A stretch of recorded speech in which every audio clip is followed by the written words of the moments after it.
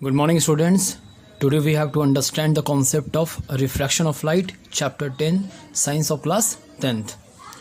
That means कि आज हम लोग रिफ्रैक्शन के बारे में पढ़ेंगे. रिफ्रैक्शन क्या होता है आपका.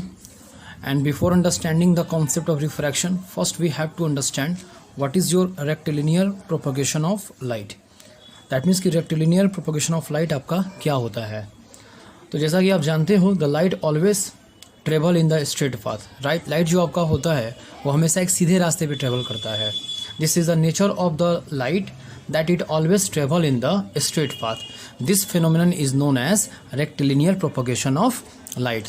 दैट मीन्स कि लाइट हमेशा एक सीधे रास्ते पे ट्रेवल करता है. लाइट के इस नेचर को we say that rectilinear propagation of light.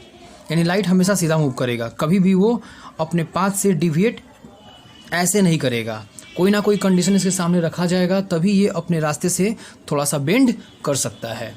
अब वो कंडीशन कब एराइज होता है उसको समझने के लिए we have to understand the concept of refraction. आपका रिफ्रैक्शन क्या होता है, so let's understand in Hindi first. Refraction जो आपका है यह एक ऐसी घटना है, एक ऐसा फिनोमिनन है जिसमें होता क्या है कि जब लाइट आपका एक मीडियम से दूसरे मीडियम में ट्रेवल करेगा तो वो क्या होता है, ऐसी स्थिति में अपने पाथ से थोड़ा सा वो मुड़ जाता है. दैट मीन्स कि it deviates from its path. Okay, means if the light is coming from one medium and enters the other medium then in such a condition it always deviates from its path.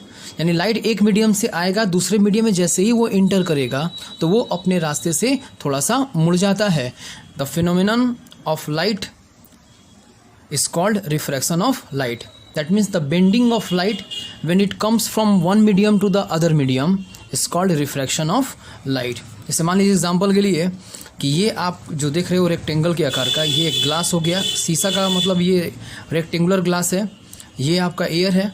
मान लो कि light आपका air से आ रहा है और जैसे ही ये air से ग्लास में इंटर किया आप देख सकते हो कि it what bends from its path. ये अपने रास्ते से थोड़ा सा डिविएट कर गया. उसके बाद फिर जैसे ही ये ग्लास से एयर में, दैट मीन्स कि इस रेक्टेंगुलर ग्लास स्लैब से जैसे ही ये बाहर निकलेगा ये फिर आपको ऐसे मूव कर गया आपका. तो आप देख रहे हो कि लाइट जो है वो स्ट्रेट पाथ में मूव करता है. दैट मीन्स कि लाइट हमेशा ऐसे मूव करना चाहिए था, लेकिन जैसे ही ये एयर से ग्लास में आया, दैट मीन्स कि एक मीडियम से दूसरे मीडियम में ट्रेवल किया, ये ऐसे आ रहा था, फिर ये ऐसे हुआ, फिर ये ऐसे हो गया. यानी bending of ray of light when it comes from one medium to the other medium is called refraction of light. Clear? तो refraction of light जो है ये क्यों होता है, what is the cause of refraction, इसके लिए हम एक एग्जांपल आपके सामने देते हैं कि मान लीजिए कि आप एक बिल्कुल खाली रास्ते पे ट्रेवल कर रहे हो साइकिल से. दैट मीन्स कि ऐसा रास्ता जहाँ पे कोई रश नहीं है, कोई क्राउड नहीं है, कोई भीड़ भाड़ नहीं है. तो उस रास्ते पे आप जितनी चाहो अपने साइकिल की स्पीड को या जिस भी आप सवारी पे हो उसकी स्पीड को आप बढ़ा सकते हो. Because there is no obstruction to interrupt the speed of your bicycle. यानी कोई भी वहाँ पे बाधा नहीं है जिससे आपको अपने बाइक साइकिल के स्पीड को कम करना पड़े. लेकिन जैसे ही उस रास्ते से आप किसी बाज़ार वाले रास्ते में जाते हो तो वहाँ पे काफ़ी क्राउड होता है, काफ़ी भीड़ होता है, काफ़ी रश होता है. तो वहाँ पे आप चाह कर भी अपने स्पीड को बढ़ा नहीं पाते हो. एग्जैक्टली ये लाइट के साथ भी होता है कि जब लाइट आपका एयर में होता है, आप जानते हो कि एयर जो है एक गैसियस मीडियम है जहाँ पे पार्टिकल्स एक दूसरे से काफ़ी दूर दूर होते हैं. और ऐसी कंडीशन में काफ़ी दो पार्टिकल्स के बीच में जो स्पेस होता है वो काफ़ी ज़्यादा होता है. यानी हम बोल सकते हैं कि there is a very large intermolecular space between the particles of air. तो जब एयर में लाइट आपका ट्रेवल करता है तो उसका स्पीड मैक्सिमम होता है, जितना हम जानते हैं, दैट इज़ 3 × 10⁸ मीटर पर सेकेंड. लेकिन जैसे ही इस एयर से लाइट किसी दूसरे मीडियम में जाएगा, दूसरा मीडियम हम मान लेते हैं शीशा में, ग्लास में. तो जैसा जानते हो कि ग्लास जो आपका है वो सॉलिड है. वो क्या है, ग्लास आपका सॉलिड है, ठोस है. और जानते हो कि सॉलिड में क्या होता है, पार्टिकल जो होते हैं, जो आपके इंटरमोलिकुलर जो पार्टिकल आपके होते हैं वो एक दूसरे के काफ़ी करीब होते हैं. So there is a very less intermolecular space as compare to air. आप इस चीज़ को 9th क्लास के केमिस्ट्री में पढ़ चुके हो कि सॉलिड में जो इंटरमोलिकुलर स्पेस जो होता है, दो पार्टिकल के बीच का जो स्पेस होता है एज़ कम्पेयर टू गैस काफ़ी कम होता है. यानी कि ग्लास में काफ़ी ज़्यादा ऑब्स्ट्रक्शन होंगे. तो वही कारण है कि जैसे ही लाइट आपका एयर से ग्लास में जाता है या इस एयर से वो किसी मीडियम में जाएगा तो एयर जो है हर मीडियम के रिस्पेक्ट में आपका हल्का होता है। क्लियर। और इस कारण से क्या होता है कि जब वो लाइट आपका एक मीडियम से दूसरे मीडियम में ट्रेवल करता है तो लाइट का जो स्पीड है वो फ्लक्चुएट करता है। That means the fluctuation of the speed of light takes place when it comes from one medium to other medium. That means कि जब वो एक मीडियम से दूसरे मीडियम में जाता है तो लाइट का जो स्पीड है वो घटता बढ़ता है। अब कब घटता है कब बढ़ता है इसको समझने के लिए हम मीडियम में बात करेंगे कि मीडियम दो तरह का होता है।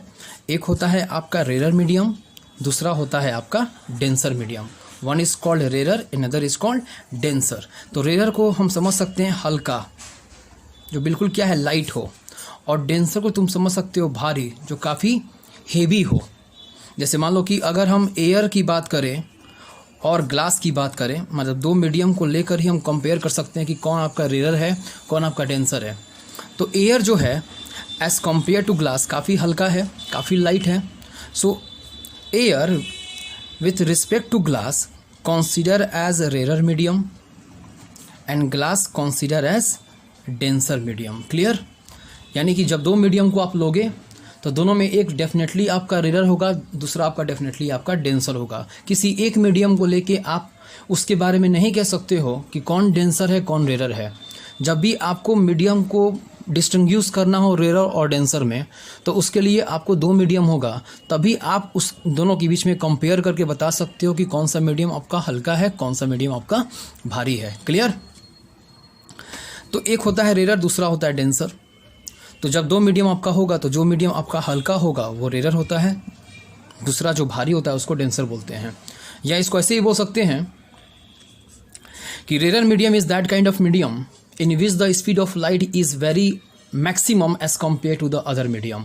यानी रेयर मीडियम मेरा वो मीडियम है जिस मीडियम में स्पीड ऑफ लाइट जो होगा मैक्सिमम होगा as compare to other medium. Clear. वैसे ही हम डेंसर मीडियम को भी डिफाइन कर सकते हैं। Denser medium is that kind of medium in which the speed of light is minimum as compare to the other medium. यानी डेंसर मीडियम आपका वो मीडियम है जिसमें स्पीड ऑफ लाइट जो है कंपेरेबल क्या है आपका काफ़ी कम है दूसरे मीडियम के रिस्पेक्ट में। क्लियर। तो जब भी दो मीडियम आपका होगा एक डेंसर होगा दूसरा आपका रेयर होगा। फिर से मैं समझाता हूँ आपको। रेयर मीडियम जो है आपका ऐसा मीडियम है जिसमें स्पीड ऑफ लाइट सबसे ज़्यादा होता है किसी दूसरे मीडियम के रिस्पेक्ट में। ओके। डेंसर मीडियम आपका ऐसा मीडियम है जिसमें स्पीड ऑफ लाइट काफ़ी कम होता है दूसरे मीडियम के रिस्पेक्ट में। क्लियर। वैसे ही मान लीजिए कि मैं आपको और एग्जांपल दे सकता हूँ। मान लीजिए ये आपका ग्लास हो गया और आपका ये वाटर हो गया। क्लियर।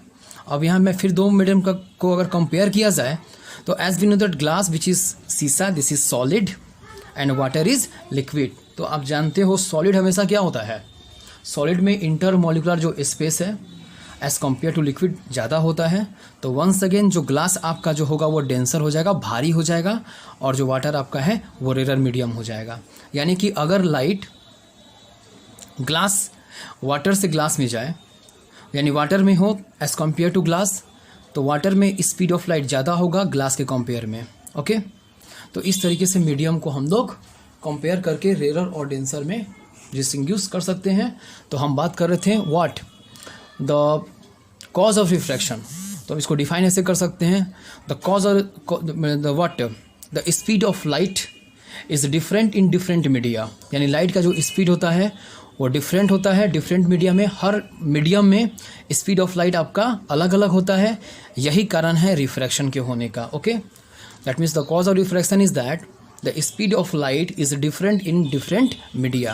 यानी स्पीड ऑफ लाइट जो होता है हर मीडियम में आपका अलग अलग होता है। This is the main cause of refraction. Okay. Second thing is that we can see many example of the refraction around us.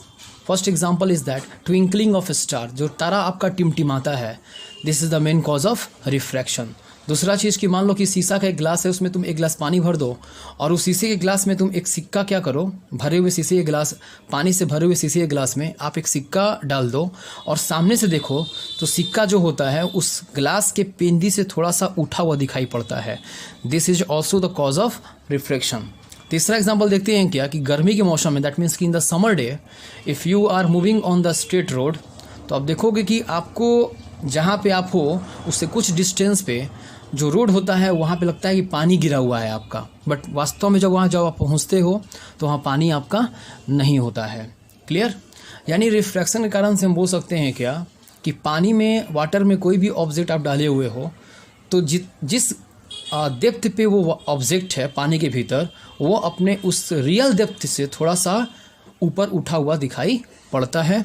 This is the cause of refraction. ये सब का सब जो है आपका रिफ्रैक्शन का कॉज आपका है। ओके, नेक्स्ट हम बात करेंगे कि क्या होता है जब लाइट आपका रेयर मीडियम से डेंसर मीडियम में जाता है और डेंसर से आपका रेयर में जानता है। ये क्वेश्चन खूब पूछता है आपके एग्जाम में। तो बात करते हैं कि when the ray of light comes from rare to denser, तो जब लाइट आपका रेयर से डेंसर में जाएगा तो उस कंडीशन में क्या होता है, रेयर मीडियम में क्या होगा, स्पीड ऑफ लाइट मैक्सिमम होगा, लेकिन जैसे ही ये डेंसर में जाएगा तो इसका लाइट जो होगा, स्पीड जो होगा काफ़ी मिनिमम आपका हो जाएगा। यानी जब लाइट आपका रेयर से डेंसर में जाता है तो उसका स्पीड काफ़ी कम हो जाता है, और इसी कारण से क्या होता है कि जब लाइट आपका रेयर से डेंसर मीडियम में जाएगा तो वो आपको जो है नॉर्मल की तरफ मुड़ जाता है। So we can say that कि when the ray of light comes from rarer to denser medium, then due to the sudden decrease in the speed of the light, it moves towards the normal. Okay, it moves towards the normal because of the sudden decrease of the speed of light. Second, we say that कि when ray of light goes from denser to rarer, यानी भारी से हल्के में जाएगा, भारी medium से हल्के मीडियम में जाएगा। तो जैसा कि जानते हो कि भारी मीडियम में जो मीडियम आपका काफ़ी हेवी होता है वहाँ स्पीड ऑफ लाइट काफ़ी कम होगा, लेकिन जैसे ही वो रेयर में जाएगा, डेंसर से जैसे ही रेयर में जाएगा तो स्पीड ऑफ लाइट एकाएक बढ़ता है। दैट मीन्स कि there is a sudden increase of the speed of light, यानी स्पीड ऑफ लाइट एकाएक आपका बढ़ेगा, जिस कारण से क्या होगा, वो नॉर्मल से दूर भागता है। मतलब we can say that when the ray of light goes from denser to rare, then it bends away from the normal because of the sudden increase of the speed of light. Clear? तो यहाँ तक आप अच्छे से पढ़ लेना, जितना मैं बात बताया हूँ काफ़ी इंपॉर्टेंट है। आगे हम लोग फिर कल देखेंगे। Okay, bye.